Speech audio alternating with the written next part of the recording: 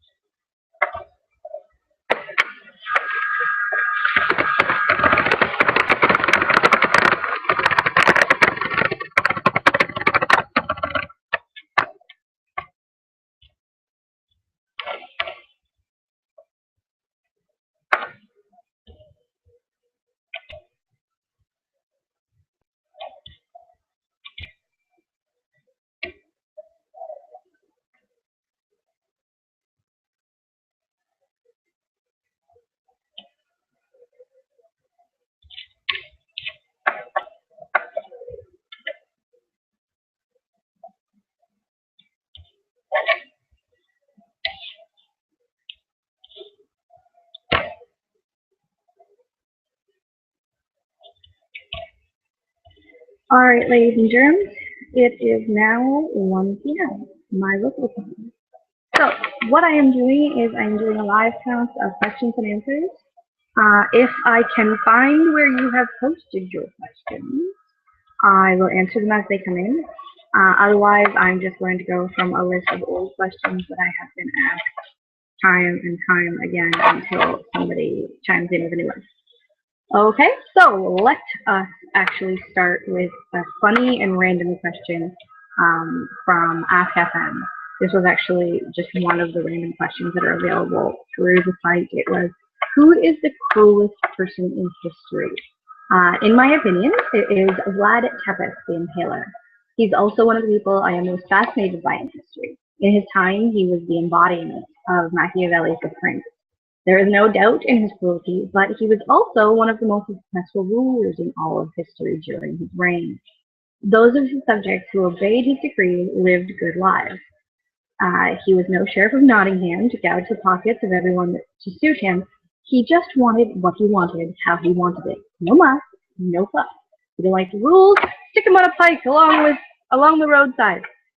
No, don't kill him first. Let him wriggle like a worm on a hook.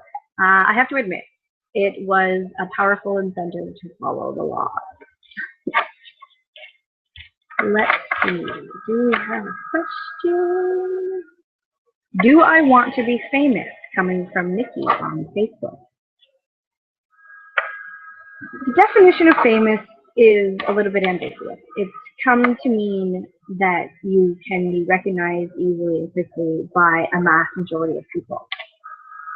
Do I want to be famous on a business scale? Yes. If I'm not famous on a business scale, then I can't get the networking I need. I can't be recognized to be made offers in both my companion business as well as in the erotica that I write, the porn that I am involved in, so on and so forth.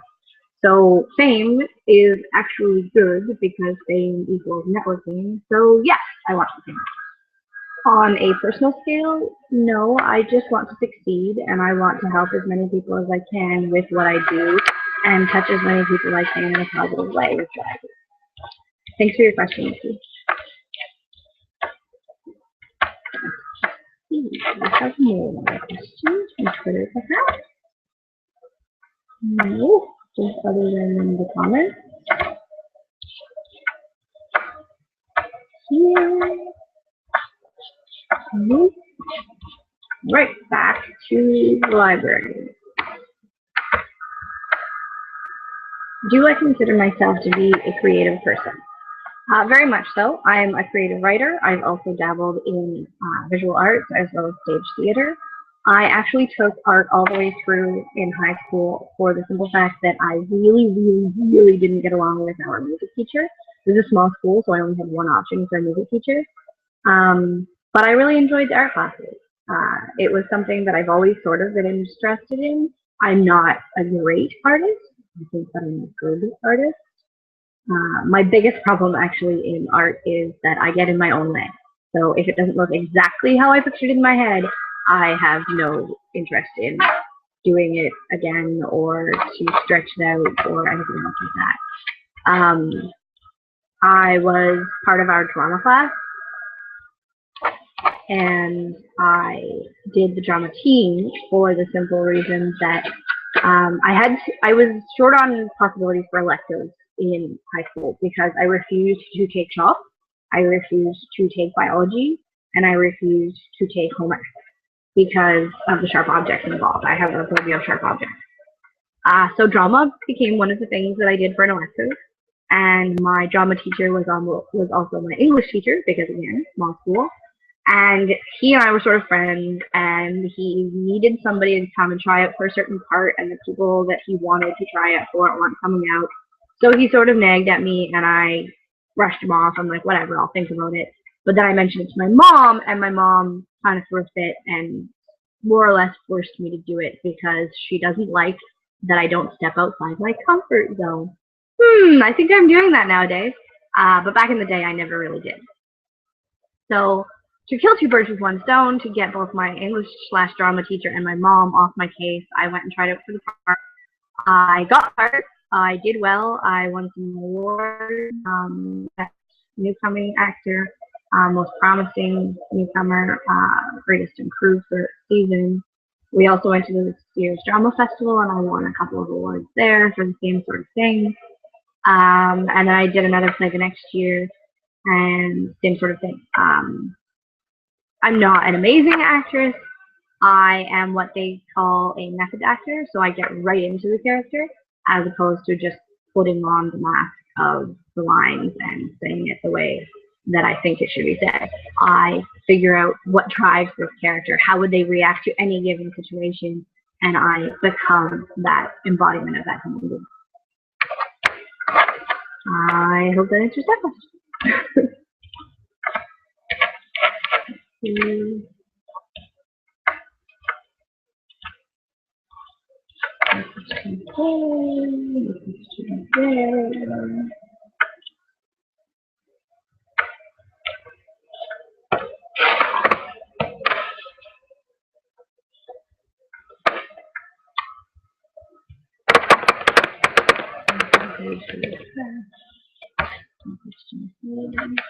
Alright guys, back to the archive.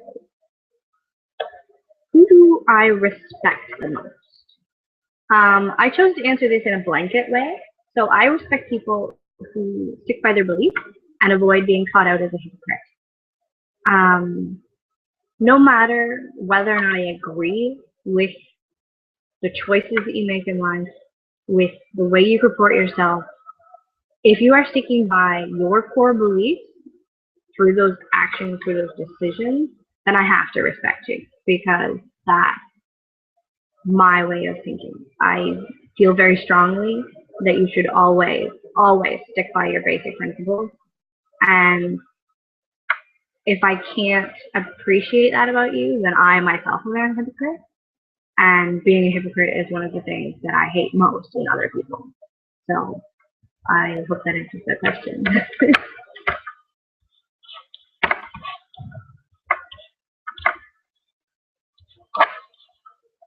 Got some viewers, but I don't have any questions from my viewers. You can also send them directly to me in an email if you're not able to get through on the places that I think I should be looking for your questions. So you can email me at thenerdycompanion@gmail.com, and I will absolutely answer your questions. And let's add that to the comments.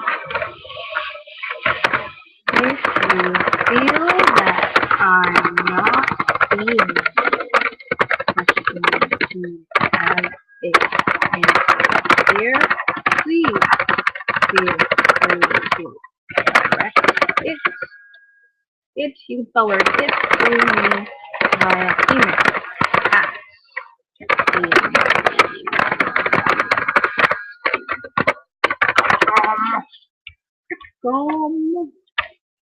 Thanks, guys.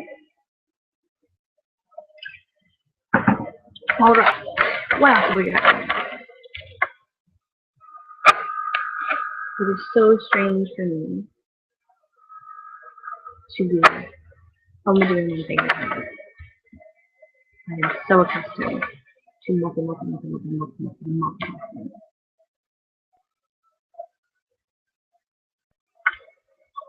Okay.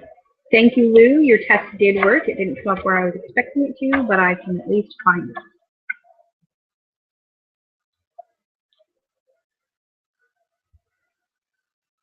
There's another good place for me to really see things. Thanks, guys. All right, perfect. So I at least know that I am able to see when people ask me questions. Cool.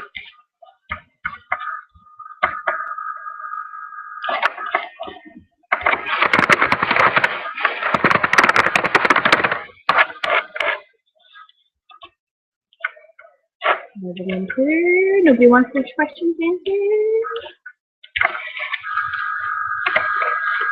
Let's go back to the archive. What time of day is my most favorite?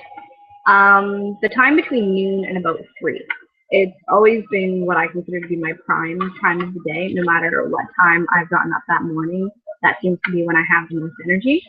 Um, so it's when I am most clear-headed, despite all the meds that I'm on, and my fibromyalgia. It is the time when I choose to do things like this. If you ask me for a coffee date, I am genuinely going to ask you for that time of day. It's also nice outside at that time of day. It's the warmest no matter what time of year. In the summer, whatever. I'm a snow baby, absolutely. I grew up north. I am born in the middle of January. However, I can absolutely appreciate high heat when it happens. So, you know, that's it. More questions, more questions, more questions. A random question from Ask FM was, what was the last thing I ate? Funny that today's answer is the same as this day's answer, and it will likely be the same answer so long as you haven't caught me after lunch. My morning oatmeal with cinnamon, honey, and raisins. I will take 1 package of apple cinnamon instant oatmeal, 1 package of peaches and cream instant oatmeal, mix them together with 1 tablespoon of honey, 1 tablespoon of cinnamon, and a handful of crazies, and that is my traditional breakfast, partly because it's full of all of the things that I need to help keep my health in balance, and partly because I don't have to think about it when I am grogging my way through kitchen first thing in the morning and having to sit at my laptop to hang out with you guys. So today that happens to also be true. Though I do have a box full of donuts sitting here from my good friend and roommate that have been taunting me. I have 2 apple fritters and 2 Boston creams in here. Say, Angie, eat me! Which, you know, I get that comment from people more than you do.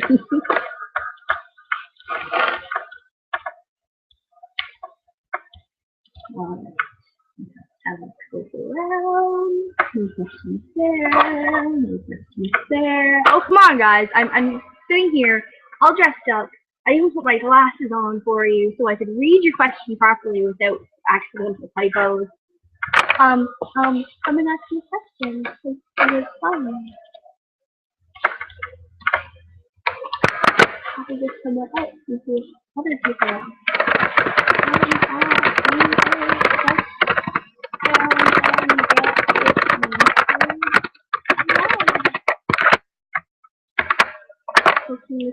Like maybe those people want to come hang with me.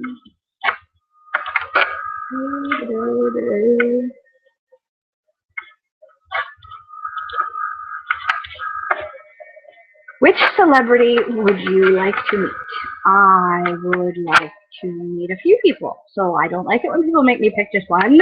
I think it would be really amazing to meet Will Wheaton, Matt Smith, and Nathan Fillion. Yes, I'm a geek. I'm a nerd. I am the nerdy companion. What did you expect? These seem like the kind of people that I could spend hours with. I've watched a lot of their panels, their interviews, some of the stuff that they do for charity and whatnot. I actually had a client go to Fan Expo for me this past year and get me a signed photograph of Matt Smith, because my personal abilities do not actually extend to being able to be in that big of a crowd and stand in line to ask for a photo. So thank you, honey. I really appreciate it. And I still have to get it framed, but it's sitting in a safe place, I promise. Will Wheaton is actually one of my favorite people to watch / listen to on the internet while I am sitting here doing other things. Especially if I'm having a bad day, it picks me up. He's been somebody who's been an influence in my life since I was knee-high to a grasshopper, because I'm a Trekkie and I've been watching TNG since I was 4. And I will be 29 this week, sometime, whatever the date is. I will be 29 tomorrow. Ha! Today's the 20th. So yeah, it's been a few years since Will and I have had an influence sharing circle. I obviously have no influence in his life. Um, Nathan Fillion is amazing. I actually didn't know who he was until Firefly and Serenity. I actually saw the Serenity movie long before I watched the TV show. I'm a little backwards like that. But I grew up with no cable, and we did actually have a movie store where we could rent movies, so that's sort of how that happened. But when I moved south and started watching TV more often and paying attention to the internet, Nathan Fillion just sort of stole my heart. I love him as an actor. I love him as a person. I think he's pretty amazing. I listened to him on the Nerdist podcast. I have listened to him online. He does some really cool stuff with the other cast members for charity sometimes. They do QnA/auctions and do some donations to charity through that. And I don't know, they do a bunch of stuff. Anyway, I think that these three people, Will Wheaton, Matt Smith, and Nathan Fillion, would be really cool to hang out with. So that is my answer to that question. I know I overcomplicate everything, but I talk a lot, and it's my job to talk on here. So, questions. Come on, guys. Where's your question? Give me your question. They don't have to be, intelligent like these ones. They can just be stuff. Like, if we were out for coffee, what would you want to know about me? Come on. It's not that difficult. Really.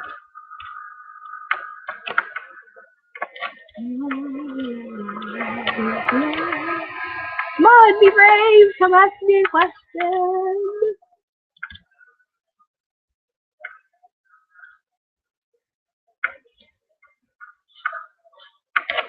Alright, back to the archives. Who makes me laugh? Okay, blanket answer and then specific answer. Children, because they're children. They make my heart happy. So, yeah. Specific answers. Robin Williams, Gabriel Iglesias, also known as Mr. Fluffy, Dennis Leary, Bill Burr, who I've recently been introduced to, again by my roommate, thank you, Dara O'Brien, who I have recently been introduced to by dear friends of mine. And the list goes on, but these are some of the people that when I'm having a bad day, I will listen to their stand-up comedy while I'm kicking around doing other things with you guys on the internet. Dennis Leary has been a favorite of mine since I moved south in 2008. My ex was a huge fan of his, and he owned 2 of his stand-up routines on DVD, No Cure for Cancer and Lock and Load. And I have actually seen these 2 routines dozens of times at this point, and I still find new things to laugh at because I was laughing too hard previously to have noticed it in the routine. Bill Burr is definitely a rage ranting guy similar to Dennis Leary. And hello, Wookie. There's a Wookie on my phone. Perhaps there's a question. So he's somebody that I try not to watch too much because I tend to get aggressive from watching him, but he is highly amusing. I spend a lot of time listening to him while I'm playing Minecraft. Dara O'Brien, too funny sometimes. The first time that I listened to him, I was watching the routine about geeks and gamers, and obviously, because, me. And I laughed so hard that we actually had to stop the video for me to go and get my inhaler because I was giving myself an asthma attack. So yay, Dara O'Brien, you're pretty epic, guy.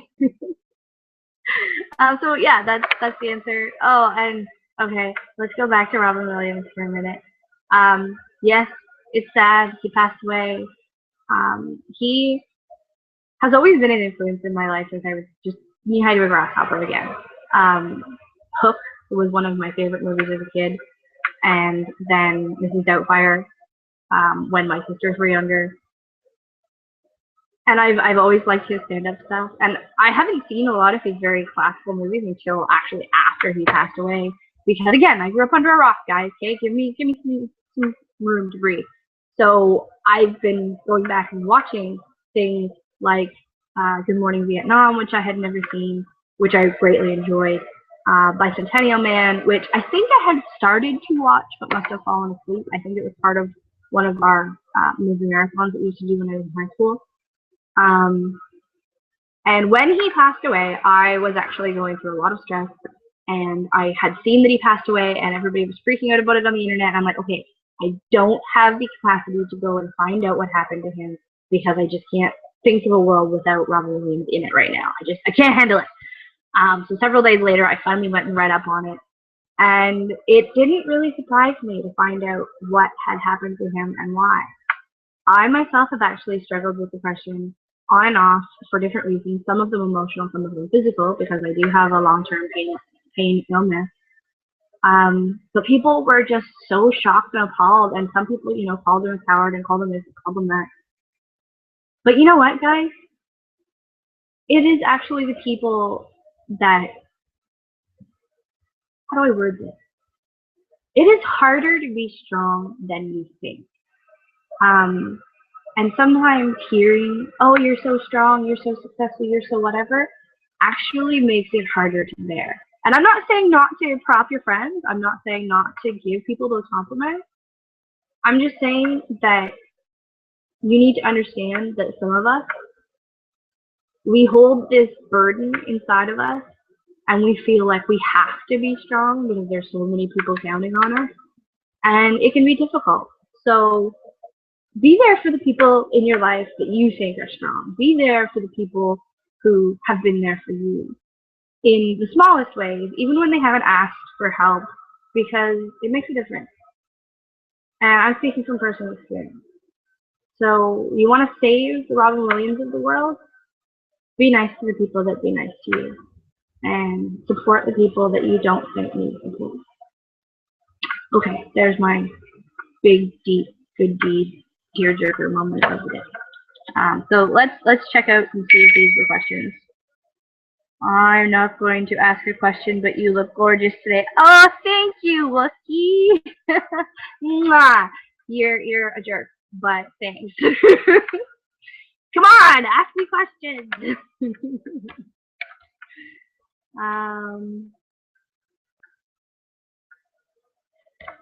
That's not a question. Well, it is, but it's not a pertinent question, so I'm not answering it to you.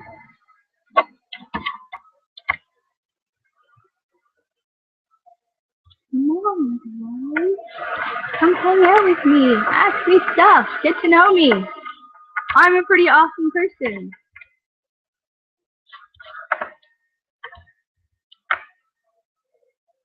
Refresh the page. Maybe there's questions here.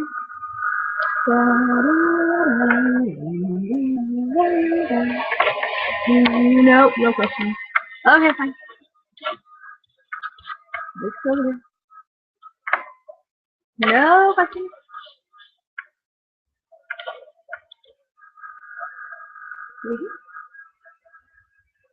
Nope. None. Keep on. Twitter? Nope. Spotlight? Nope. Fine. Back to the archives. And I'm going to make you do this for a second so I can reposition. Oh! Oh goodness. Oh, that's better. Thank you for bearing with me while I do that. Okay.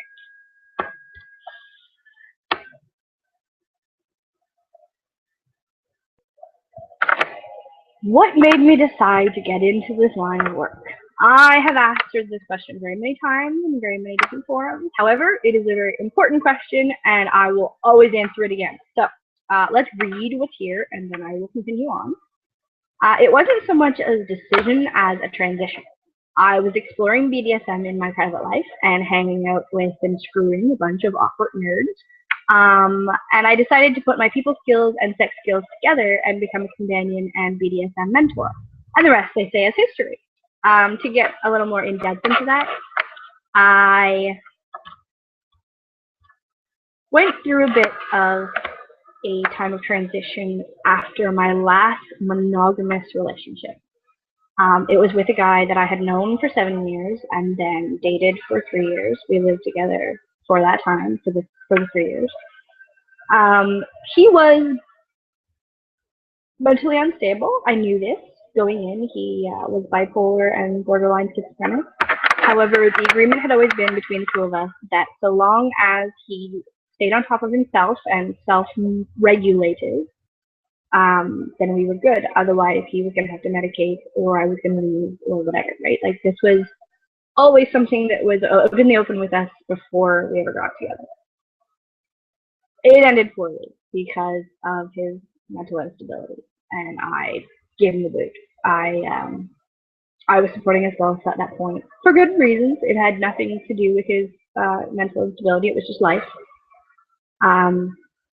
But he couldn't stand the fact that I was the one paying the bills. It ate away at his ego and his male way of thinking, and it just triggered a lot of his already underlying problems.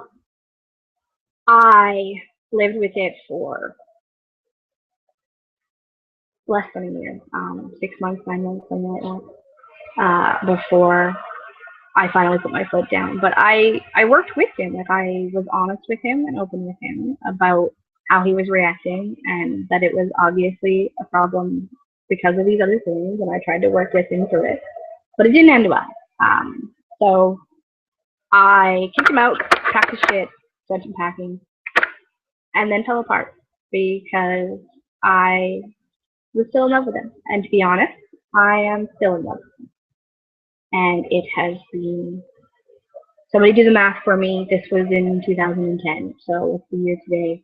It's been 5 years, and I'm still in love with him. So, yeah. I went through what I call my year of hell. I screwed my way through my little black book, and I drank a lot, and I worked a lot. I was not yet doing the companion stuff, obviously. I was working in a cafe, and I worked early morning shift, and I was done by 2 in the afternoon, and then I would go to a friend's to game, actually, because he refused to let me just self-annihilate. So I would go and hang out with his then 3-year-old and him, and he was a DM for Dungeons and Dragons. He was sort of the core member of a group of like 20 of us that got together to do games. He also introduced me to LARP, live action roleplay. I participated in a game, Vampire the Masquerade, and I was a Nosferatu, because that's the easiest character type to play and still be a wallflower, because I don't like improv. It bothers me. It makes me nervous. As I said, I'm a method actor. I'm good at becoming the person. I'm not so good at trying to deal with conflict with characters that I don't understand, because you don't know these other characters when you start out. It's not like you have a script in front of you that tells you what kind of person you are or whatever. So yeah, I'm rambling because this is a hard story to tell. Okay, Angie, suck it up and just tell the story. So this guy kept me from being a total fuck up in life and just being a drunk and form my way through everybody in the city I was living at the time, which was Hamilton, and sort of gave me some direction, and at least, gave me a social group to choose from who were not assholes for the most part, and would tell me, who to stay away from and who was okay to hang out with and whatnot. Now, this particular group of people was full of gamers and geeks and nerds, which I have a lot in common with, but they are definitely, a lot of them are socially awkward, and some of them have never kissed a girl or other things with a girl because they don't know how to start. They don't know where to go from there. They don't know how to round the bases, as it were. And I'm not a judgmental person at all. I'm very understanding. So in my social life, I was very understanding about those things, and I said, hey, don't worry about it. I can walk you through this. If you have questions, just ask. And I will tell you what is okay, what isn't okay, where to touch me, where not to touch me, how to touch me, in what manner specifically to touch me, wet, dry, so on and so forth. because we all know that you don't touch certain things when they're dry because it fucking sucks. And then, so, you know, you combine that type of living with down the road when I was less of a psychopath and had gone on to the road of polyamory and was a little more stable and had a office job. I was giving life advice to the people around me. And a lot of the people that I was working with were, you know, sarcastic sons of bitches, which is fine because I love sarcastic people. I'm very fluent in sarcasm. In my personal opinion, certain brands of sarcasm are the only way that you truly know somebody loves you. But they kept saying, oh, you should be a life coach. You know, you give good advice. You should be a life coach. And I just shrugged it off, thinking they were being smartasses. Then somebody whose opinion I greatly value said the same thing. And I'm like, wait. Pause. What's this about a life coach? This is a real thing? What? So I looked it up. And I'm like, oh, okay. So pretty much just getting paid for giving advice. I can do that. So I started doing that, and I combined that with the other advice that I was giving, and I turned it into my little niche of companion. So there you go. Now I am a companion, and I help people out, and it's fun, and I get to help people that way. I get to help people sexually. I get to help people sensually. I get to help people emotionally, financially, organizationally, however they ask for help. And I am the kind of person who believes that whilst you can lead a horse to water, you cannot make it drink. And this is absolutely true, by the way. Even the people who come to me and say, okay, here's a part of my life that I want to fix. How do I do that? I give them a bunch of options. They still don't change. But that's not my problem. It is not my job to succeed. It is my job to attempt. So there you go. There's that. But I don't say, hey, you know what? This is wrong with you, and you should really work on that. That's not my approach at all. Every once in a while, I may recognize something in other people that I feel could be smoothed out, and I will gently ask questions to ask them if that is a thing that they want to work on, and then offer them my services. I'm not the kind of person to be a labeler and point that out to you that, you know, you're an asshole, and if you were just nicer, then people would like you more and you could get more dates. That's not my shtick. I understand that we are all flawed. I am still flawed, despite the transition that I've gone through in the last several years. Even just in the last several months, I've come a long way just the last several months.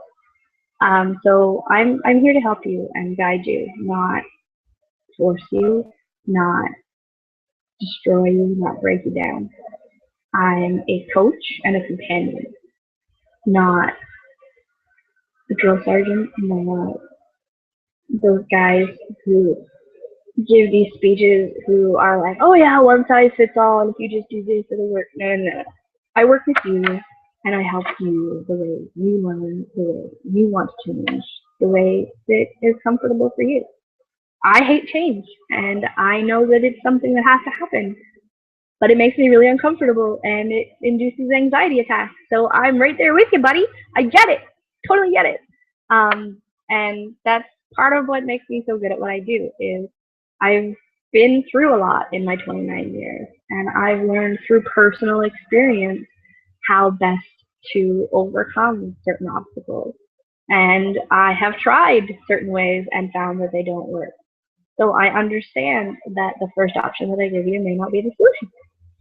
And this has become a huge promo video for what I do. So I'm just going to shut up there now and move on to something else. I have received an email. Is it a question? It is not. However, companionship news is out. So if you follow me on Twitter, there is something for you to look at. What is my Skype ID? That is not a pertinent question, but you know what? I'm going to answer it anyway. If you want to add me on Skype, you may do so. My Skype is Angie Nash 42, no spaces. I do not do cam calls without payment. I will chat with you if I happen to be online, so long as it's not sex, blah, blah. That's also a paid service, guys. Just saying. If you want to talk about payments, we'll do that later. That's not what this is about. But yeah, you can add me on Skype, Angie Nash 42, because 42 is the answer to life and everything. Oh, life, the universe, and everything. Oh my god. Okay, guys, I'm multitasking. Relax. Yeah. Come on, come on, come on. Questions. No questions. Why no questions, guys? Yeah. Oh, over here, over here. No question. I'm pouting.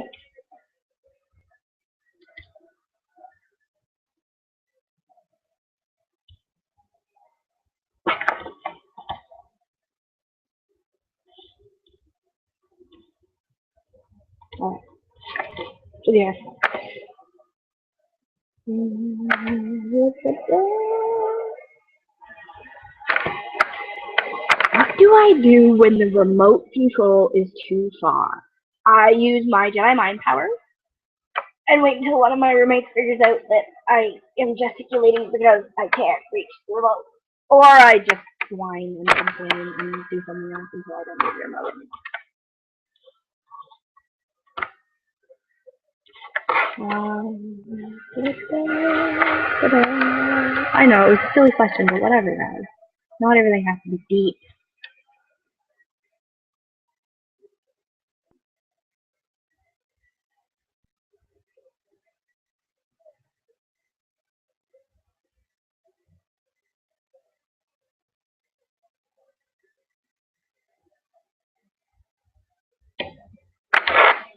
I'm an idiot. Are you sure you want to answer this? Are you sure you want to answer this? Yeah. It's really awesome when I realize later that I've answered a question incorrectly because I read it wrong. Hence the glasses.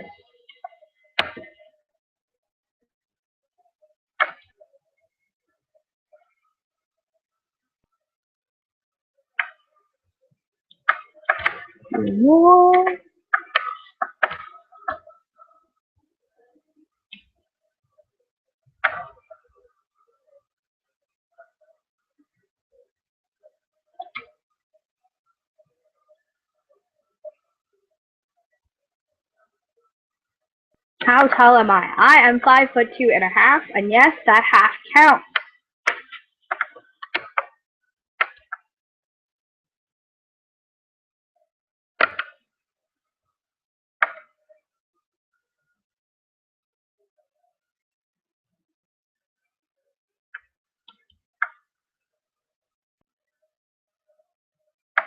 Sorry, I'm skipping through all the very, very sexual questions, which I don't mind answering on my AskFM account. Same username, AngieNash42.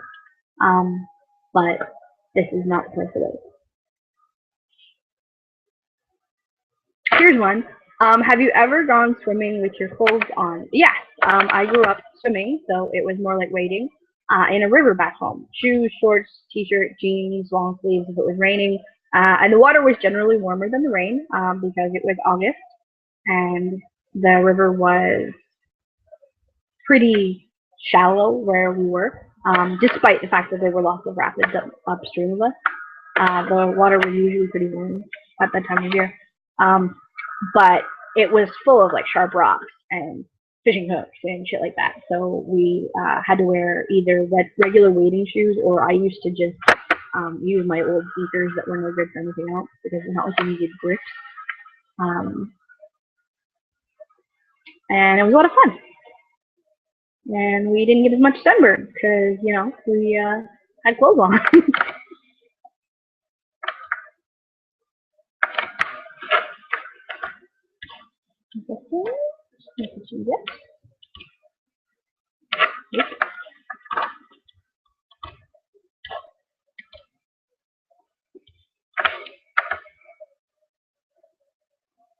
This This is also not a question. Come on, guys.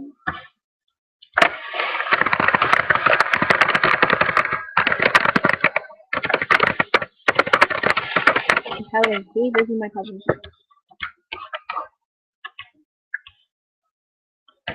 You don't believe me, but I'm tired.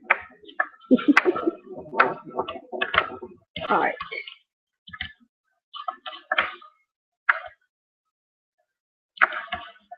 Am I a thong or panties type of girl? I love how I look in a thong, and there are certain dresses that panties are just not going to be a thing, and I don't tend to go commando in public unless specifically requested. So panties, when I'm just hanging out, my everyday cut is actually a boy cut panty. But yeah, either or, I'm good.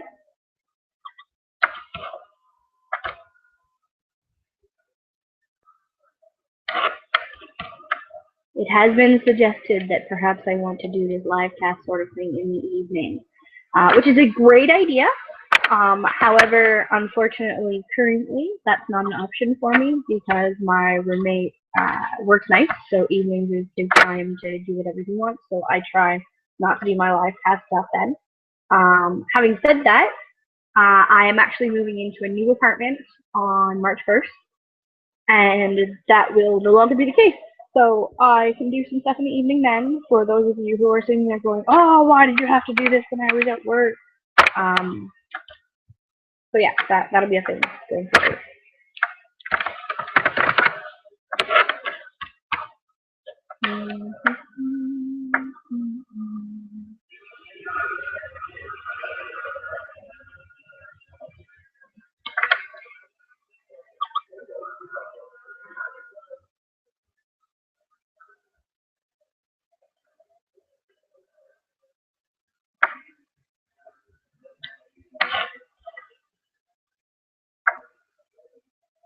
What kind of flowers should you give a girl?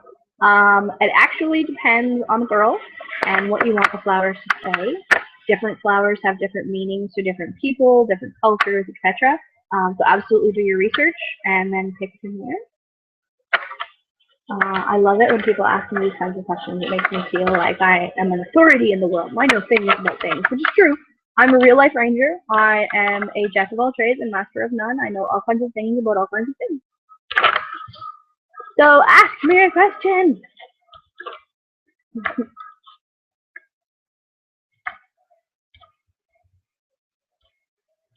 Well, they're just watching because you love me in glasses. You know it's true.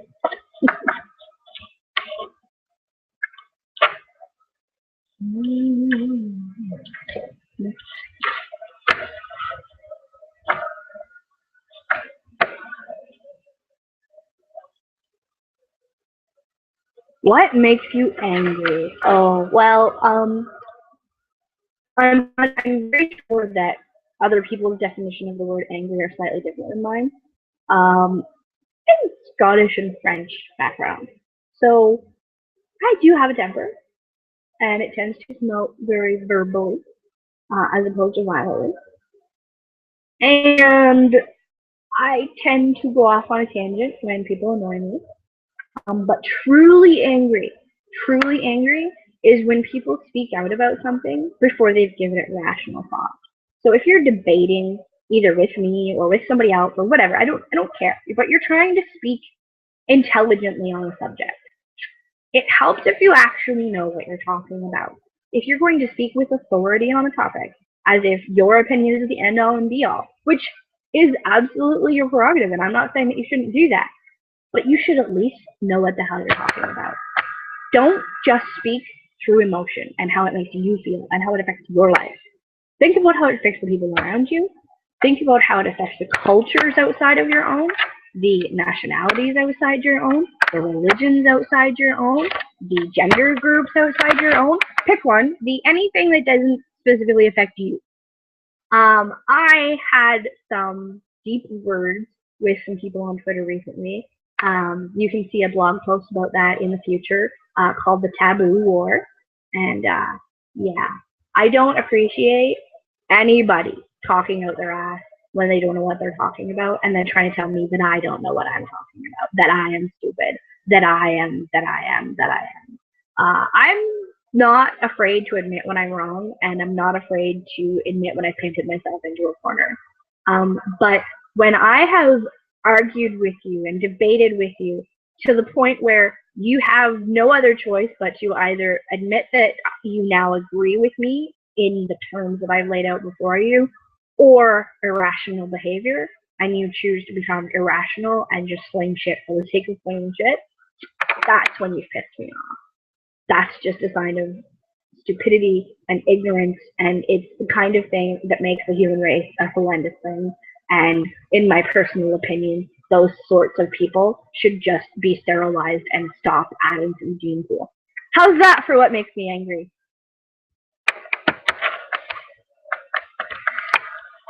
Take a deep breath, Angie. It's fine. Relax.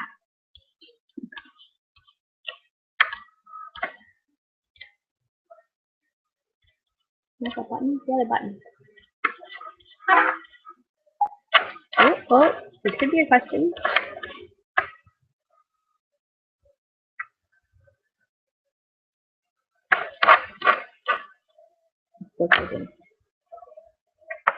I'm just going to do it.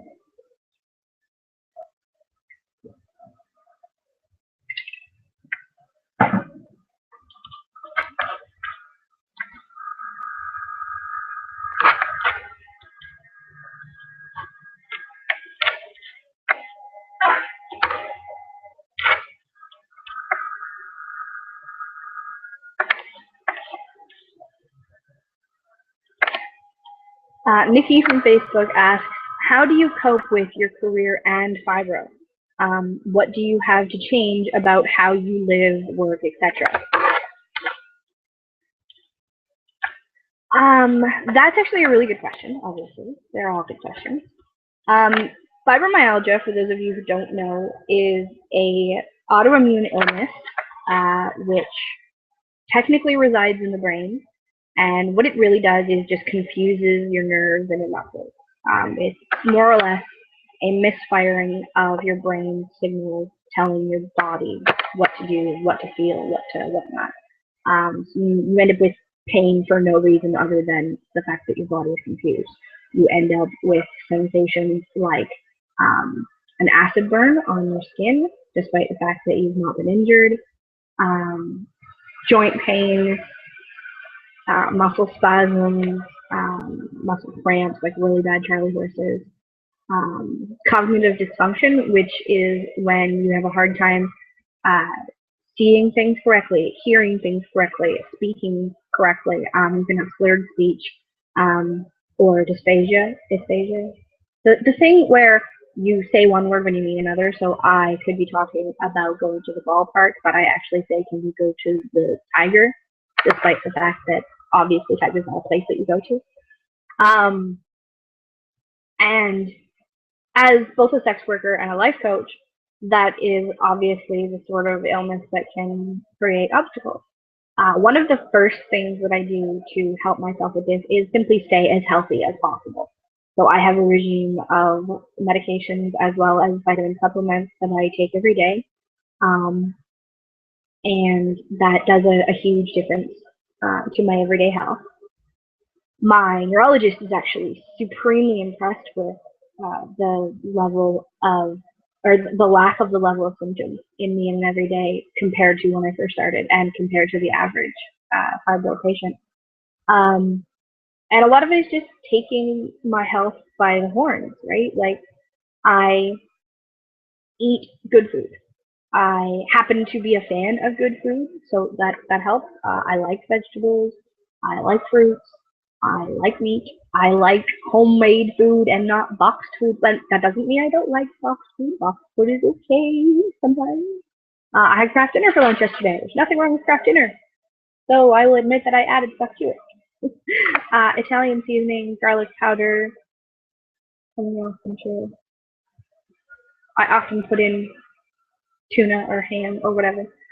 Anyway, so eating healthy and taking the supplements and whatnot that I know my body needs resting properly before and after a session, whether it is a verbal session or a physical session.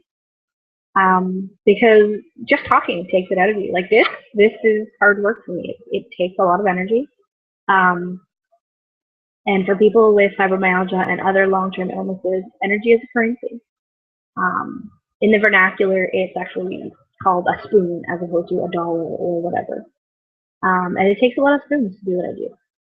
But it's what I want to do with my life. So I make concessions and I make sure that I am properly prepared. And I am honest with everybody in my life. I let them know exactly where I'm coming from. I let them know if I'm having a bad day. I don't generally have to reschedule due to a bad day. Most of my clients are willing to work through whatever is going on.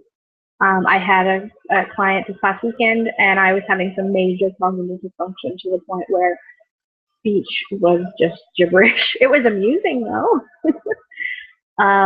We went out to a restaurant, we did all kinds of things, and we just had fun. And it meant that he had to wait for me to stop stuttering in order to converse. But whatever, it's just what it is. And I am honest with everybody and just say, hey, this is the symptoms that I'm dealing with today.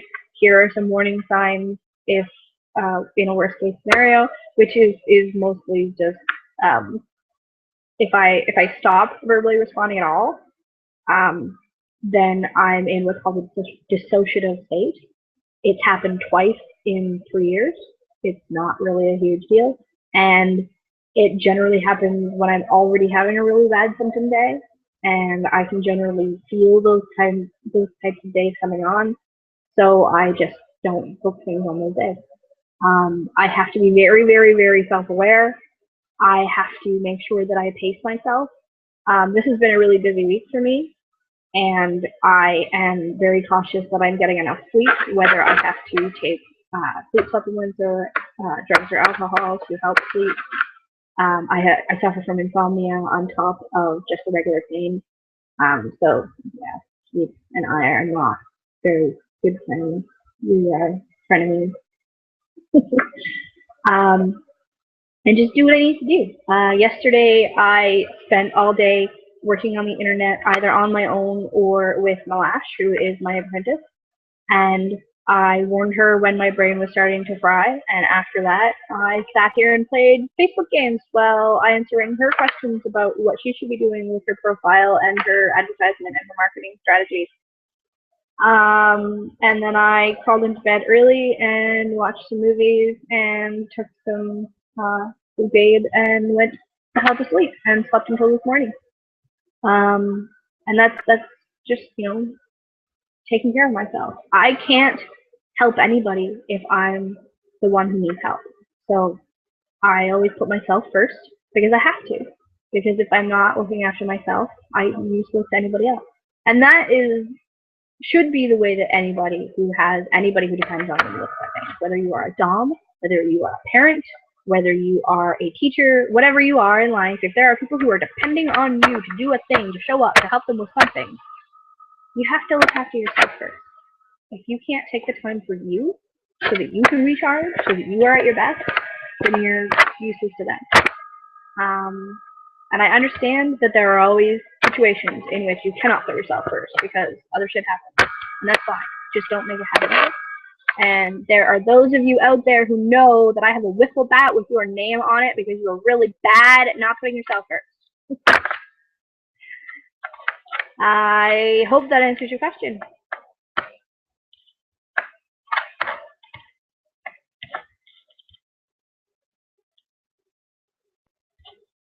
According to Twitter, I am gorgeous. Thank you. Thank you very much, Twitter.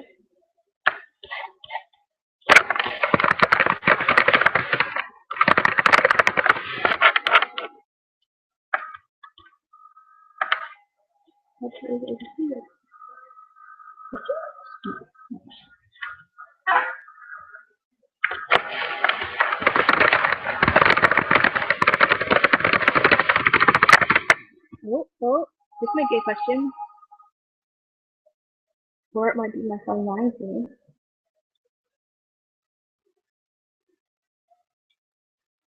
Yeah. Okay.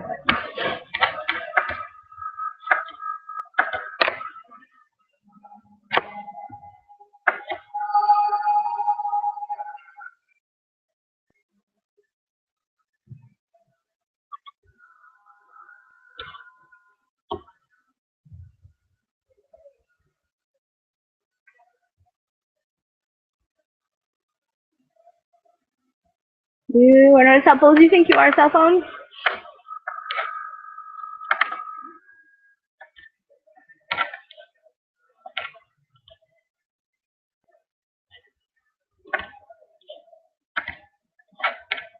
Excuse me while I block idiots who are asking me jackass questions in the most offensive manner.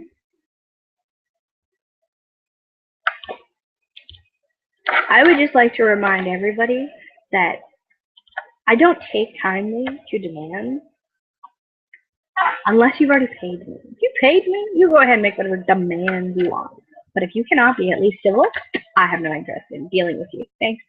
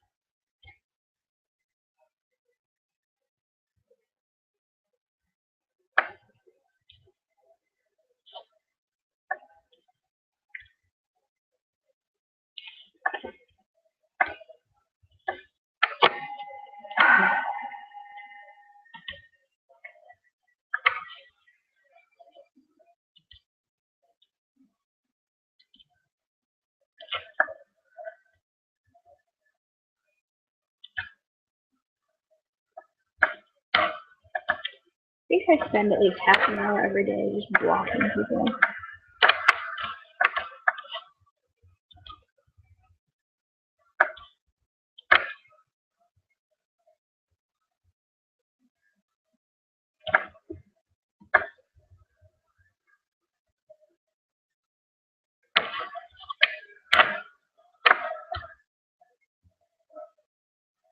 I have a question.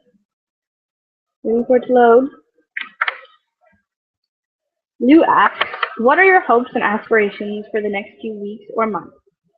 Would be interesting to know where you see yourself in, say, the next 6 months. We're in January, right? So that takes me up until June, July. Let's see. I am very excited to be moving into a new apartment in March. I am moving in with 2 other people, my sister, who shall remain unnamed, and my partner in life and business, Lou Pine. It's going to be a lot of fun. I am currently living in a state of minor disaster because the apartment I'm living in is a 1-bedroom.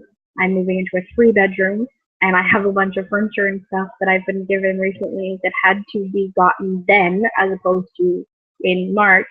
So I don't know if you can see, but behind me is furniture, furniture, furniture. So that entire space is full of stuff. Plus, my bedroom is full of stuff. My closet, oh my god, my closet. Which is great because free things are always amazing. And the one piece right behind me is actually a dresser that's going in my boudoir that I have had my eyes on since February of last year. And I finally got it, yay! Because I finally have something to put in, yay! So where do I see myself? I am working really hard on getting things set up for myself and Malash, who is my apprentice. She is straight dom. She will sub for me, but not for you guys. Sorry. So you may see some photos and videos of her subbing to me, but don't get any ideas for clients. She is a straight top. She's coming along really well, so I am working on stuff with her and getting her a steady client flow and things like that. I need to set up a new website because unfortunately the people who are currently hosting my website have moved on to other things, And so I need to port everything to a new host. I do have that all sorted, by the way. I just have to actually sit down and do the work with my technician, who is amazing, by the way. I have like a to-do list of stuff that needs to be done. So you can look forward to a new website where you can see the same sort of content that's going into my blog right now, the Nerdy Companion at blogspot.ca or .blogspot.ca. But in a much more easier to access way. I want to start selling videos. I am waiting on, oh my goodness, what am I waiting on? I have to get different ID. The ID that I have right now is not appropriate for a lot of the web places that I can do videos, like Chatterbait and whatnot. I only have my provincial identity card. I don't have a driver's license or a passport, so that's something that I need to get on so that I can start doing all sorts of lovely things for you guys. But also just, taking the time to edit the videos that I have. I have a friend who's been doing the editing for me, thank you very much. Because I'm balls at that stuff. I have no patience for it. I have no skill to do all the neat things for it. But I have a great network of people, thank goodness, and a lot of them already do that sort of thing. So I'm working with them. Great. There are some exciting things in my long-term plans that I can't tell you about yet. But stay tuned for oh so exciting things.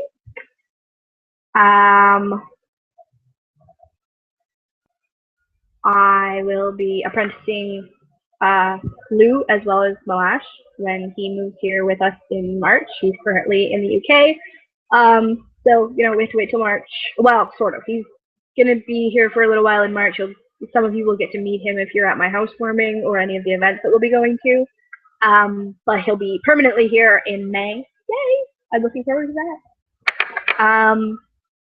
So you can start seeing some of his stuff on my Twitter, on my Pet Life, on my pick a social media. You'll see it on my blog, on my website when it gets up. I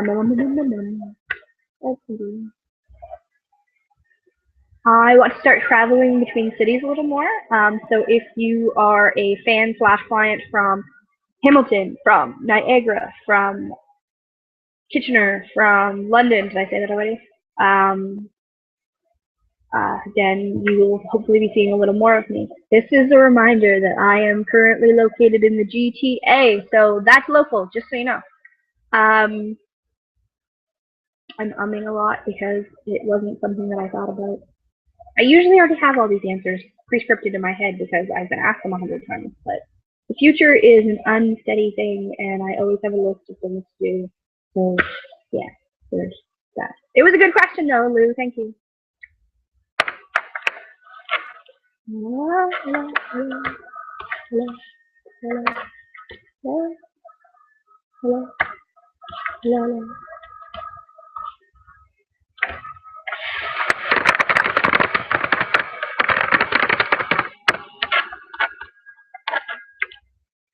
I heard that. Nope, not that one. What about this one? Are you a question?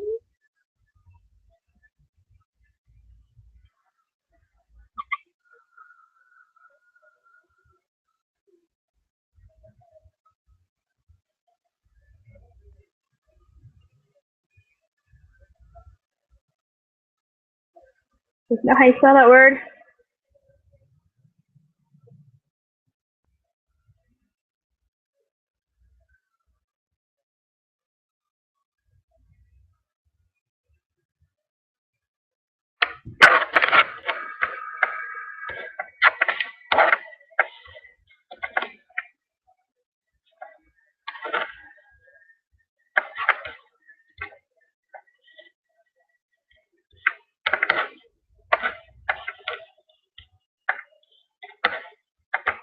And this is why I should have music playing in the background.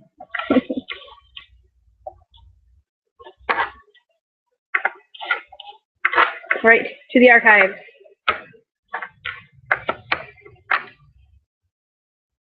What's the biggest fashion faux pas for you? wearing a pattern with a pattern. Now, granted, there are some complementary patterns that you can manage to wear together. But by and large, it's a huge no-no, and it's something that drives my OCD freaking crazy, and I just want to smack people and ask them what the hell is wrong with them. I'm not quite as bad as my sister, who will actually, if you're wearing mismatched socks, she will pounce you and tackle you and strip them off from your feet. Both of them, not just one, both of them. She attempted to talk herself out of her crazy tree by doing an experiment where she herself would wear hardcore mismatched socks on purpose. It was at least partially successful because she didn't pounce me the last time she saw me when I was wearing mismatched socks, which I do all the time, either through laziness or by purpose.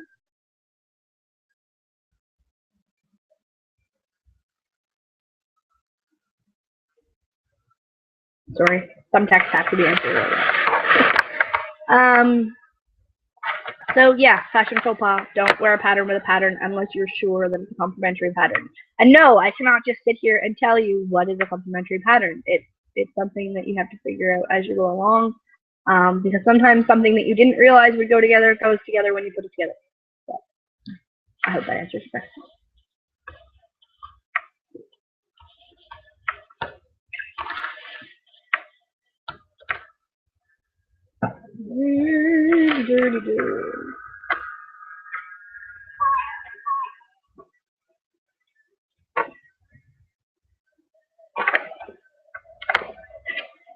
Lou has a question for me. Lou wants to know things about things and stuff. What are your favorite outdoor pursuits? I like the outdoors and wondered whether you had any particular favorites. Here's the problem with that. With fibromyalgia, I have to be really cautious of my energy expenditure, as previously stated. So some of the stuff that I used to love to do, I can't do as much anymore. But in a perfect world, things that I like to do outdoors. I love to go for a walk in the park. I know it sounds boring, but I like it. I love roller coasters, which are generally an outdoor thing. I like to go boating, I have discovered. I am a double water sign, so it shouldn't be surprising that I like the water. I have been sea-doing or ski-doing or ice, or what do you call it, water jetting, whatever you want to call that. Pardon. And that's kind of cool. I've done canoeing. When I was younger, I actually wanted to be a sculler. Silken Launen was actually a hero of mine when I was younger. She was a Olympic medalist in sculling. She had a huge accident where she had one boat collide with her boat, and a bunch of the splinters were like jammed into her leg, and she had to have all kinds of surgery. I think she was potentially even an amputee from that. I can't remember off the top of my head. But either way, she came back from that to become, I believe, a silver medalist. After that, she had been a gold medalist previously. So that was a huge, returning to the fight kind of thing that really inspired me. I can no longer do sculling because I'm not permitted to do those upper body exercises due to an old injury. So yeah, that's up. But it happens. I have discovered that I like to ride horses, with thanks to my sister, who is a horse chick. I actually prefer to ride bareback as opposed to with a saddle. No pun intended. But again, that's a high impact sport, and I'm not supposed to do it anymore, so what else do I like to do? I like to go hiking, and I'm not talking about it on a blazed trail. I like to go where no man has gone before, like take a stick and a backpack and what I need for the day and just head out and go. When I was younger, I would use a compass because that was, what we had. Nowadays, we have GPS on our phone, so I can just bugger off and come back whenever I feel like it. I grew up in the middle of God's nowhere, Northern Ontario, where there were hectares and hectares and hectares of unexplored space. So it was something I used to do all the I have not done it since I moved this far south because it kind of terrifies me because okay, I would much rather come up against a bear in the woods than I would some homeless person. And that's because bears are slightly less territorial than homeless people. And they will only chase you until you've gotten out of their territory, whereas homeless people, that's right, I'm being completely stereotypical here, will chase you until they get tired. So, yeah, there's that. And to be honest, you end up with a lot more critters with diseases hereabouts. So, like, I don't know, pick one, rabbits, squirrels, coons, whatever, that have just any old disease, pick one, that you don't necessarily have to worry about up north because they're not as packed together, so the diseases don't run as rampant. And and I have social anxiety. It's one of the things that I suffer from and I try to deal with. It's not worth my aggravation currently to get over that particular fear to go for a hike in an urban setting. So yeah, if you want to go for a hike, take me up north or out west or out fucking pick a direction where there's not suburbanite places, and I'll go for a hike. Oh, I love to go off-roading. I do not have a driver's license because of a lot of reasons, but mostly because they will no longer give me one because of the cognitive dysfunction that can happen so quickly with fibromyalgia. It is not to say that that all fibro patients shouldn't have their license. That's not what I'm saying at all. I suffer from it differently. Each case of fibromyalgia is different, and mine exhibits itself in such a way that I do not feel comfortable driving, and I'm sure that my doctor probably wouldn't let me drive anyway, which is fine. That's good. But I really like off-roading, so give to me a vehicle and let me just go. Even if it's a trail, whatever, I'm good. Because if you're on the 401 and you have cognitive dysfunction, you can't just stop. You kind of have no way of getting off the road. Whereas if you're already off the road, you can just stop and you're not bothering anybody. And you know, you need a co-pilot when you're off-roading anyway. So there's that.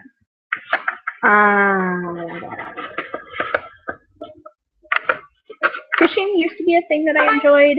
I'm not sure if I still would. I'd have to try it, I guess. Oh, I love to build snow forts and tree forts. Maybe that's why I like Minecraft so much. Oh, snow angels. When it's fresh snow, I love to make snow angels. Paintball's kind of fun. It's a little bit high impact for my back for the running, jumping, carrying on, but whatever. I like mini putt outdoors. Indoors is okay, but I much prefer it outdoors. I think it's a nostalgic thing from when I was younger.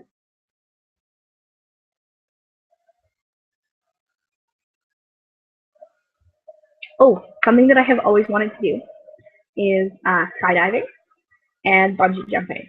I actually have an in to the skydiving thing if I ever get brave enough to do it. I like to take pictures. I like to just sit and look at the sky, whether it's the stars, the moon, the clouds, the sun, whatever. I like to just sit and watch. I like to be near water that's running because there's a certain sound that is there that is very cathartic and very meditational. I'm sure that's not a word. I would love to go to like a bird sanctuary or something because I love to listen to the clamor of birds. I used to love to rake leaves. I know that sounds silly, but I used to actually go and rake the neighbor's leaves just because. But again, it's no longer something I can do because of my back injury.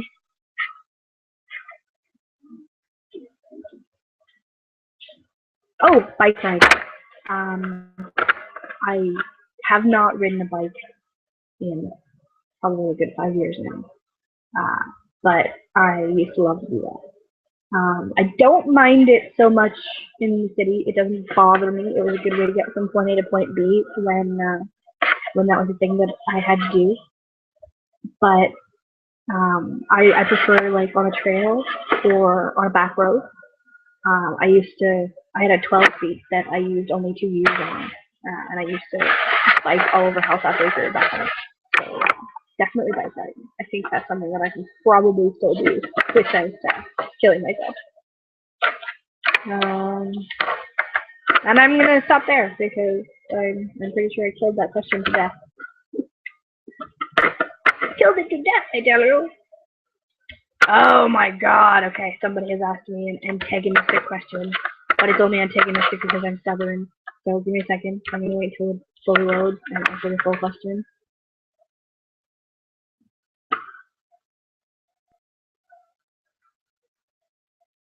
Okay, Lou asks, PS4 or Xbox One, and why? Here's the thing, neither. I am a hardcore Xbox 360 fan. Partly because it's the only console that has ever made sense to me. Like it works in a way that is natural to the way that my brain works. If I had to get a machine that was not a 360, I would likely go PS4 for a couple of reasons. One, I have a bunch of friends who play that, so I could get a bunch of hand-me-down games. And it's got a bunch of features that are not available on other systems. Like I think it's called Jack TV or Jackbox TV or something. And it's an interactive game thing that you can do, which I'm a big fan of games. Tabletop for the win, just saying. Go Will Wheaton. But I don't like proprietary systems. I will not do Apple anything for that very reason. And I find that of the consoles, PS seems to be the most proprietary of them all. So I'm sort of leery to go that way. But I don't understand why the Xbox One is even a thing. So as far as I'm concerned, it doesn't exist. A dear friend of mine once coined the term that it's not the Xbox One, it's the Xbox 180. Because it's a complete roundabout from the 360. So yeah, there's your answer. Because, you know, stay a girl for the win. No patience for these new technologies. Just give me my 360 and leave me alone.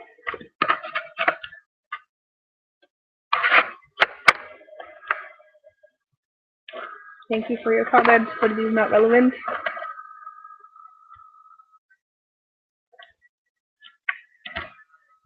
Okay. Checking the Twitter. We got a question.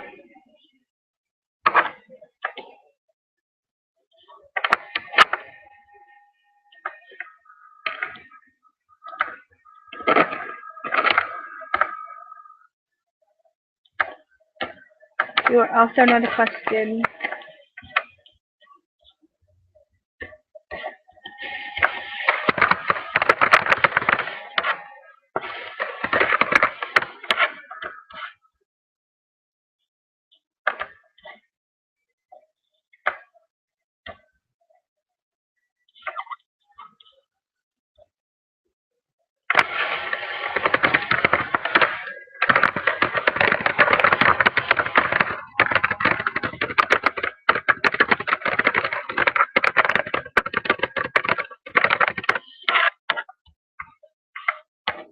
Alright, Lou, help me out, man. Ask me 4 questions, because apparently you're the only one who's asking questions, you and Nikki. For now, though, let's go to the archive.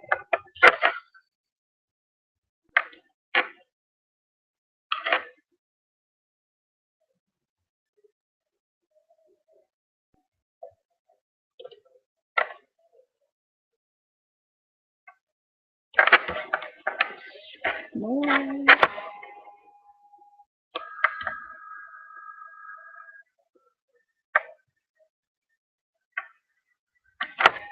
Which word do you want everyone to stop using? I would like everybody to stop using the word literally. Here is a synonym for you. Honestly. Thank you. That's my public service announcement for the day. Oh, can I add another one to that? Hold on, where's the word? Give me a sec. Oh, I had it and I lost it. This is more of the fibro, by the way. Oh, okay. Jelly, aka jealous. You're not jealous. You're envious. Envious means that you want, as well as another person, to have that thing. Jealousy means you want it and you don't want them to have it. It denotes possessiveness. I'm fairly certain that all you jelly people are not actually that possessive. You just would like to also have what they have. So learn English. It's envy and envious. Thanks anyway. Envious.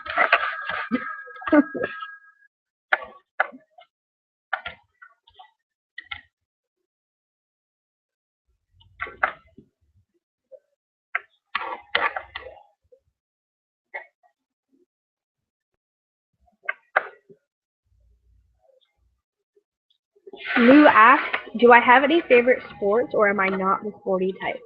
Um, if I were any Spice Girl, I would actually be Sporty Spice.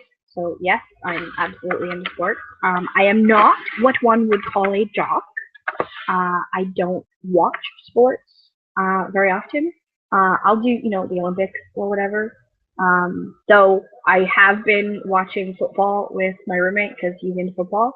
And it's actually kind of fascinating for me to watch because it is so very complex.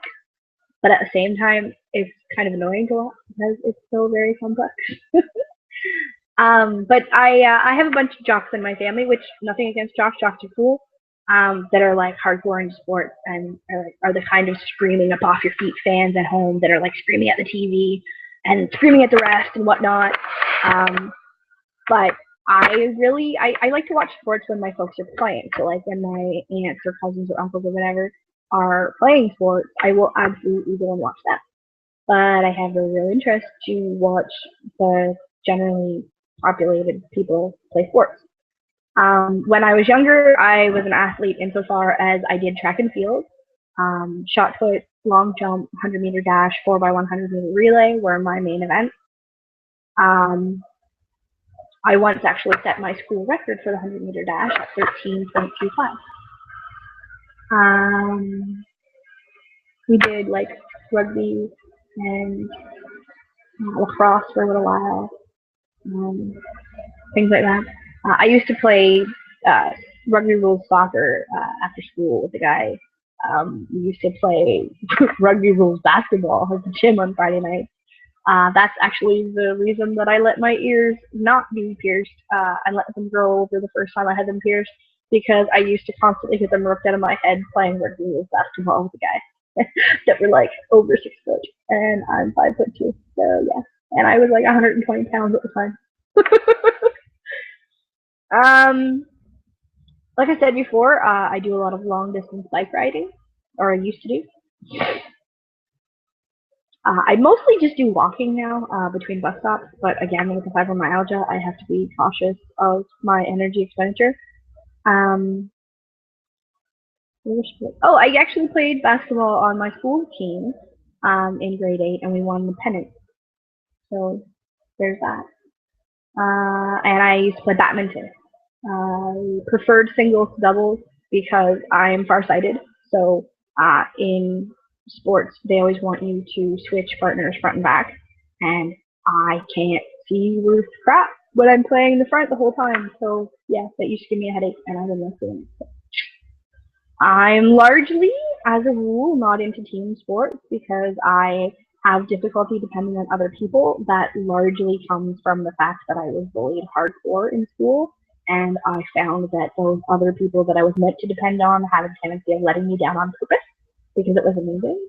So they actually had to beg, borrow, and steal to get me to play on the school team for basketball. They did not have enough girls to make a team if I didn't play. It was literally that bad. But they were pretty cool about it. They sort of paused the regular bullying and rivalries that existed, despite the fact that my arch nemesis was on the team. She was corralled by the other girls, and they enforced her congeniality, or at least passivity, around me. Passiveness is what I meant. And I was even invited to the celebration party when we won the pennant, which, to be honest, surprised me. But they were pretty cool. I stayed just long enough to say that I had attended the party and I left and let them, get on with their day because they didn't really like me. So that's cool. But yeah, so there's my answer to sportiness. I am more of a worker than I am a player. I grew up on a farm. I shoveled shit and gravel and dirt a lot. I've always been athletic, but I've never really been engaged in sports. I never paid to play sports or anything like that. The only thing I ever paid for was drama, and I didn't pay for it. My friends did because we didn't have the money for it. There you go.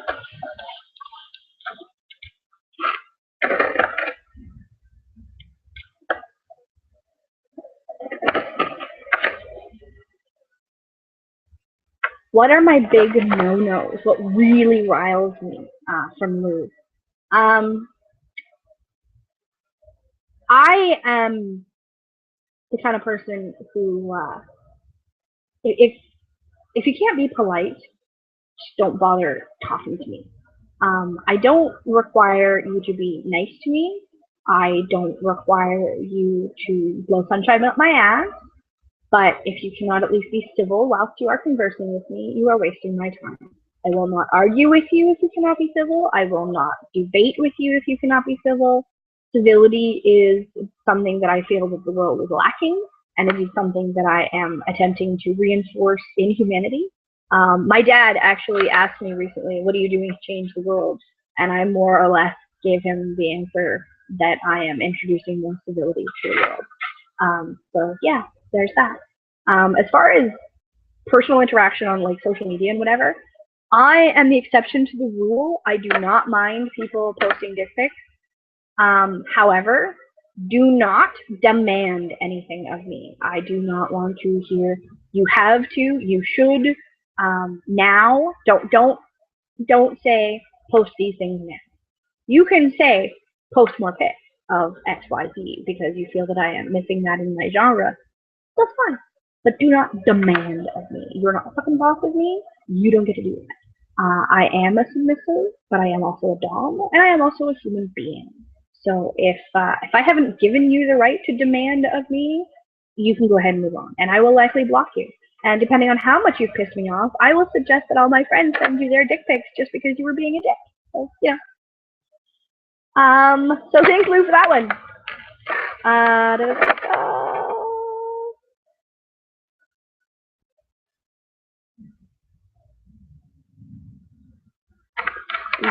Lou's asking me if I do really good questions.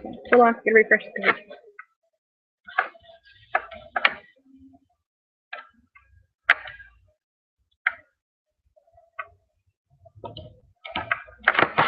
Hold on.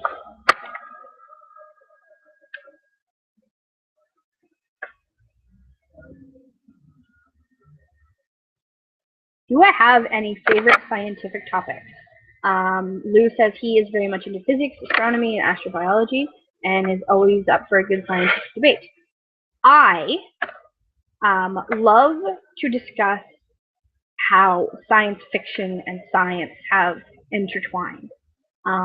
Things like, communicators and the Lacarche system and touchscreens and the PAD, PADD, transporters, replicators, so on and so forth. So like things like a 3D printer is the first stage towards a replicator.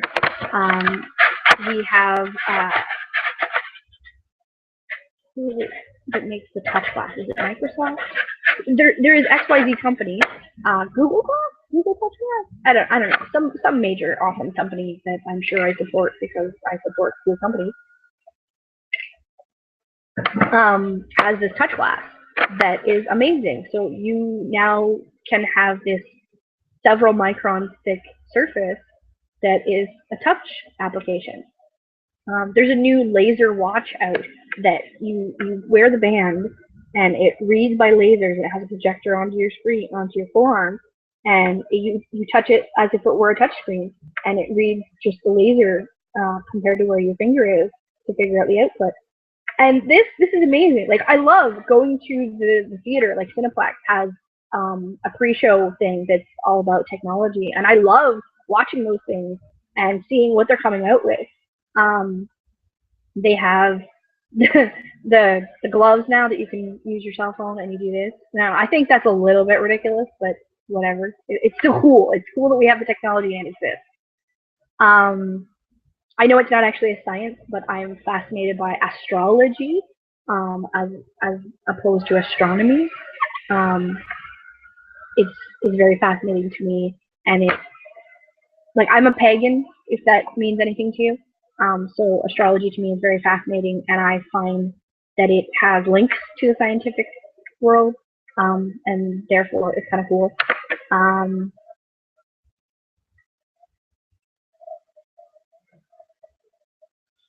I don't know, science, behavioral science. I'm obviously a fan of, if I stop to think about it. What I do as a life coach is all about behavioral science and how to predict what you're going to say is going, how it's going to affect people. If I'm very honest, the big part of what I do is actually manipulate people, but in a positive manner. I refuse to use my powers for bad. I'm all about using your powers for good. But it literally is manipulating people, because I walk into a room and I engage in a conversation and I ask certain questions in order to elicit certain answers in order to learn something. And that's technically being manipulative if you look at it as base level. And it's all about behavioral science and the science behind emotion versus logic and so on and so forth. And I'm sure there is technical things that I am not addressing, but yeah, behavioral science is something that largely interests me, as well as so like sociology, anthropology, and psychology is the triad there. And I actually took intro course when I was in high school. Again, because my electives were few and far between. There was only so many that I could choose from. So that's definitely somewhere that my interest lies. Okay, give me 1 second because the sun is blinding me and I don't have the technology to fix that without getting up. So I'll be right back, guys. Just, hold your shorts on.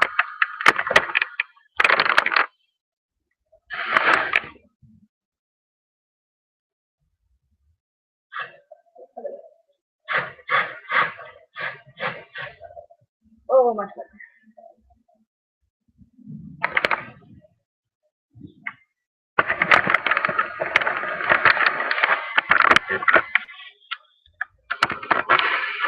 All right. Next question.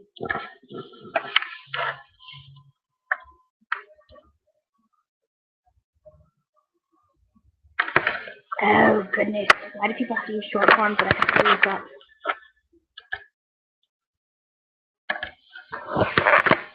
See, this is me not being afraid to admit that I don't know something. I'm pretty sure that's not it.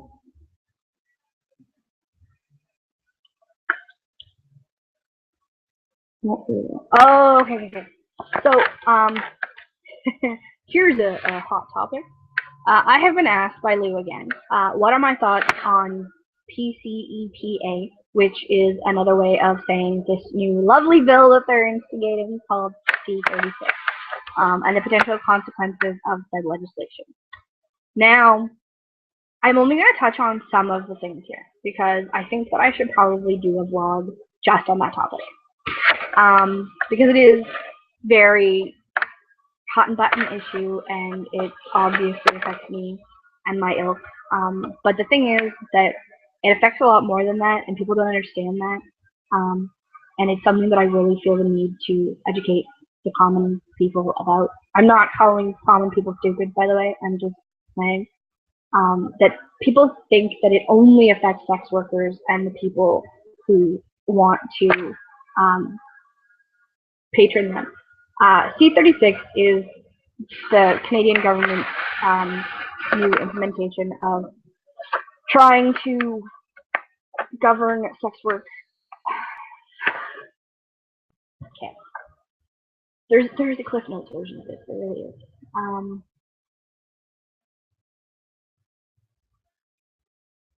They took a step back and put everything in limbo and said, okay, we're not going to make sex work illegal per se for a while. We're gonna take a look at the rules as they exist and sort of put the legislature into limbo and take a better look at it, because we don't want to be infringing upon people's rights and so on and so forth. Like they didn't say that verbatim, but that was generally the thought behind them looking at it and how it was portrayed to the general public.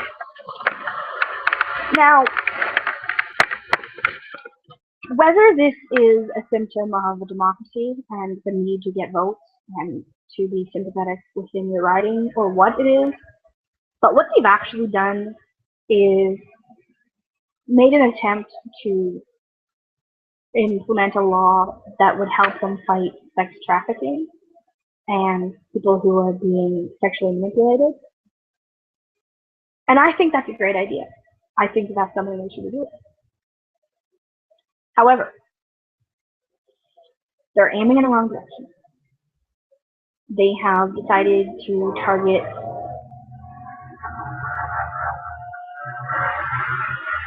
hold on. Okay. Sorry, somebody's dealing in the building and we have concrete walls here, so the sound just travels. So they have targeted the sex worker community, and they're not punishing sex workers because they feel that the sex workers are not at fault.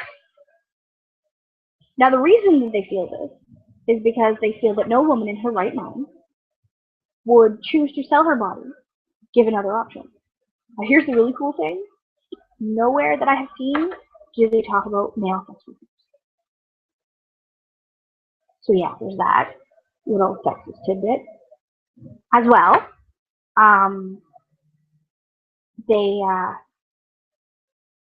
they're making it harder on the Johns, on the clients. So the people who are paying for sex are the ones who are being put upon, which is dumb for many reasons. And they're making it illegal for companies / businesses / advertising places to advertise for sex work. So they've made the assumption that there is some pimp, we'll call them, that is suppressing most sex workers. And the ones that aren't simply being sold into sexual slavery are doing it because they feel they have no other option. They feel it's the only way that they can make a living. I am living proof that this is not the case. And I am not the only living proof that this is not the case. I have made sex work and sexual therapy and intimacy coaching part of my life. I have made it my way of life. I have made it the central being of my life. I have no intention of stopping, ever, at this point. Not because it rakes in millions of dollars, not because it beats flipping burgers, not because I have fibromyalgia and have difficulty holding down a full-time job, but because it's something that I strongly believe in, that I feel is a service, public service, to the world around me. There are many reasons why that is the case, which I will absolutely get into at great length at another time. But yeah, that's where I'm going to start the topic, is that I am absolutely in my right mind, and I have neurologists that can tell you that that's the case. And I'm doing this because it's fun and because it's lucrative, sure, but because it's what makes me happy and it's my way of positively affecting the world around me. I have never in my life worked for somebody else under sex work. I was working, quote unquote, for a woman who was running a dungeon but as her administrative assistant. And I was not coerced ever. I have never been bullied into doing a sexual act by anybody, not even my clients, because I know how to say no.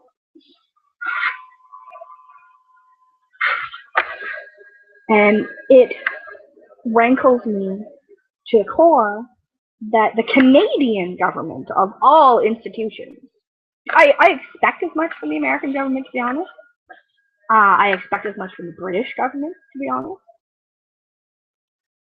But the Canadian government? As far as I'm concerned, they are passing laws which are unconstitutional. They are passing laws which infringe upon my personal freedoms and the personal freedoms of others.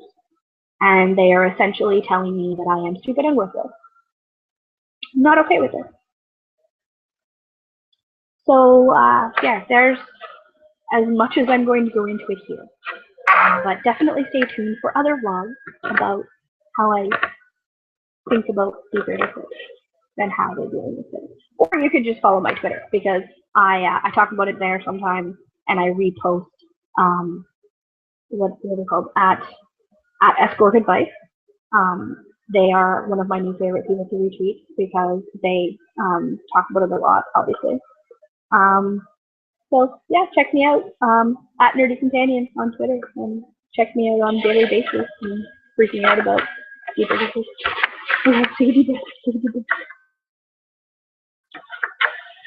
All right, who else wants my attention?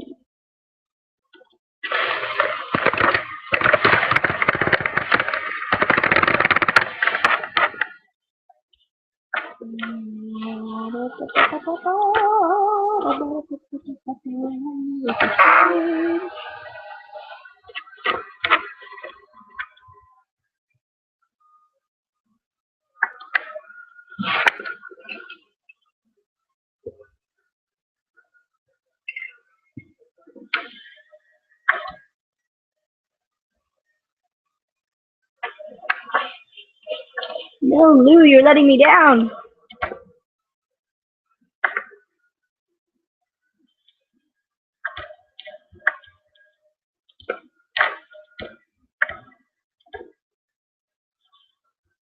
Depends. All right, 15 more minutes, and then we're gonna call it quits.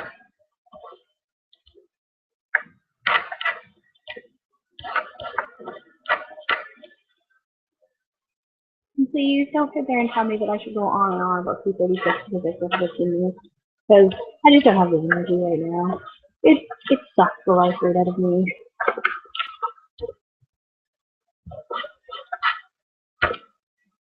Just go to the archive.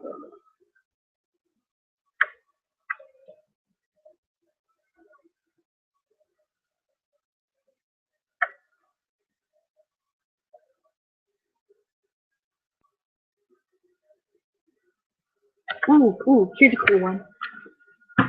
Do I ever get tired of people just admiring me more for my looks than for my mind? My answer at the time was, I'd be a bit of a hypocrite if I did. I'm marketing my body as a commodity. Though, yes, it annoys me that no one ever comments on my awesome and insightful blog posts. However, I do receive praise and recognition for my mind on a regular basis. So that is something that's kind of cool. Now, let's talk about the hypocrite thing for a minute, because thinking about society, okay, humanity as a rule are very visually based. This comes from way back when we were sort of cavemen and hunter-gatherers. We knew that certain bright colors were a danger sign, and that other certain bright colors were a sign of, hey, this is okay to eat. Colorful animals in the wild are generally a dangerous sign. And colorful fruits, I'm hoping for the most part, generally mean that they're ready to eat.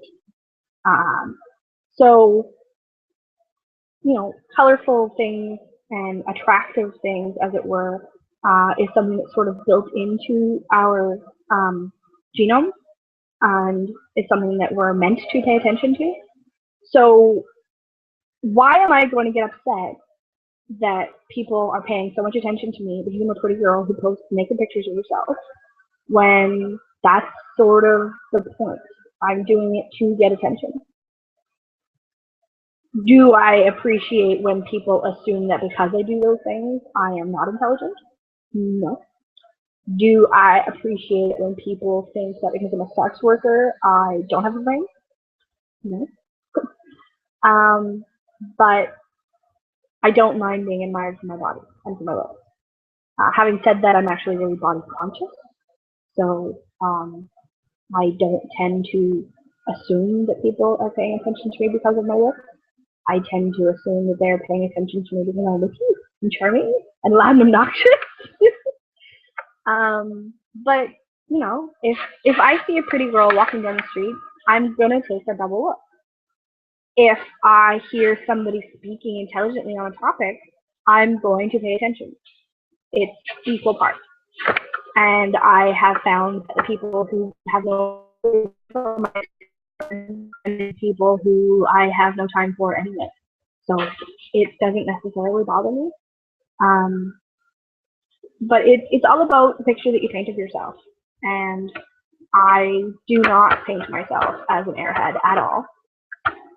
So I don't tend to get treated with that one on a regular basis, at least. So it's not really something that has been a problem. But thank you for your concern, and that you hope that I will be recognized for my brain. I appreciate that. And that was an email, but it was not a question.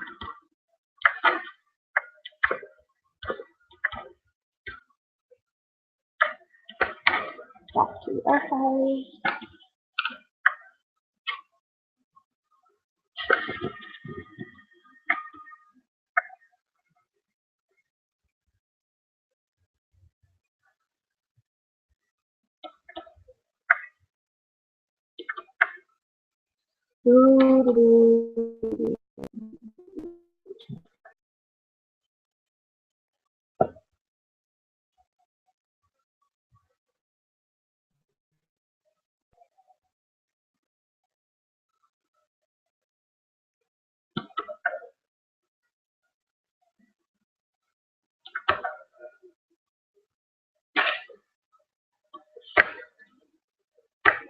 That is it.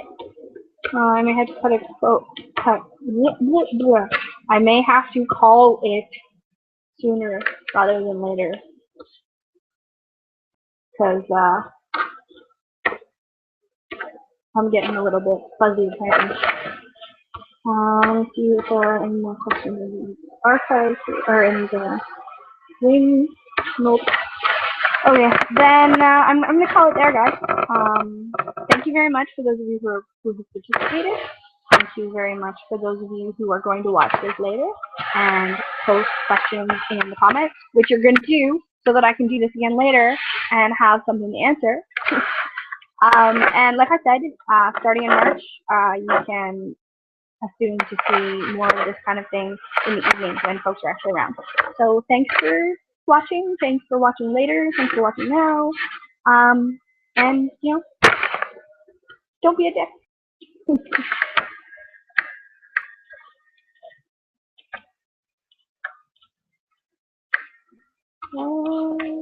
Have to find the off button. Oh, here it is. Okay. Thanks, guys. Bye.